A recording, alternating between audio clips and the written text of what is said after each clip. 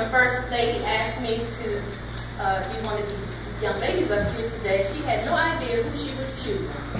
I used to call myself Ruth. I was waiting for my Boaz. His name is Sabrina Bracey. Amen. Amen. I looked at Ruth as a love story. For years, I just read it as a, Ruth's husband, her husband died. She was clinging to her mother-in-law. She didn't know the path that God was taking her. Her steps were ordered. And when she went to glean in those fields, she wasn't thinking of a husband. She was being obedient to her mother-in-law, Naomi. Her mother-in-law told her to go and glean into those fields so they could have something to eat. So she gleaned in the fields. And when she went to glean, Boaz asked about her. He inquired, "Who is that?"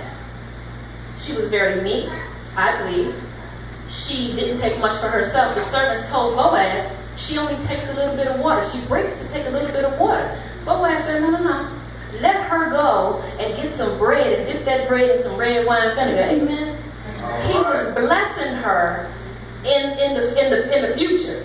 Amen. So when she went to eat, if you will, he was noticing her. She was quiet. She kept to herself. But she was serving God. She was taking care of her mother-in-law. I like to relate myself to a Ruth because I was put away by a husband. Amen. I had to go and fend for myself. The field that I chose to glean in was church. I'm going to serve in church. I'm going to work for the Lord. I didn't even have a job, but I said, I'm going to work for the Lord. My mind wasn't set on a husband. I was being obedient to God, just like Ruth was being obedient to Naomi. She went and she did what she was asked of her to do. And so she found favor with Boaz. I like to look at women today, at us, and that are single if you are, and think about Ruth and what she did. She was obedient. Her focus was strictly on doing what her mother-in-law asked her to do. She wasn't trying to go to the club. She wasn't hanging out, trying to floss and gloss. She was being obedient, serving her mother-in-law. When we get focused on the things of God, God's going to send the blessing. She lost her husband, but look what God blessed her with. I'm sure at the time when Ruth's husband died, she wasn't thinking about remarriage. I'm sure she wasn't even thinking about going back with her family. She was clinging to her mother-in-law. I want to think that's destiny and purpose. Amen. She was focused on being obedient. And if we would develop that same mindset, keep our mind focused on obedience to what God is saying. Right. God is going to open up the windows of heaven and pour us out a blessing. I mean, Boaz was rich. He wasn't no poor man. He had a lot, okay? Ruth was blessed with a lot. And Boaz even did things in order. There was one in line before him. He went to that man as a man. But that man did what he was supposed to do. He put his sandal at the gate. Okay? So that gave Boaz free reign to take Ruth as his own. Ruth was blessed. Naomi was blessed. Ruth begat Obed. Naomi was blessed because here it is, she had another one to take care of her in her old age. Amen. So if we would think on the mind of obedience, Ruth's steps were ordered. She didn't even know. But she did what was asked of her out of obedience. I like what she said in the first chapter when Naomi told her and her sister-in-law, not Oprah, she told him, she said, go back to your families, return home. Why would you come with me?